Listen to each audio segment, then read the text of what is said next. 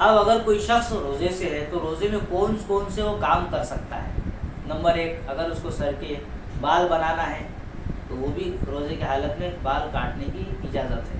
اسی طریقے سے ہاتھ پیروں کے ناخن کاٹنا ہے تو روزے کی حالت میں اس کی بھی اجازت ہے۔ اسی طریقے سے بدن کے کسی حصے پر مار لگ گیا ہے اور اس مار لگنے کی وجہ سے اس جگہ پر وہ دوا لگا رہا ہے یا پٹی باندھ رہا ہے یا وکس وغیرہ لگا رہا ہے تو اس کی بھی اس کو اجازت ہے۔ اسی طریقے سے سلائن لینا چاہ رہا ہے، بیماری بڑھ گئی روزے کی حالت میں اور ڈاکٹر صاحب اگر روزے دار کو سلائن دے رہے ہیں تو اس کی بھی اجازت ہے۔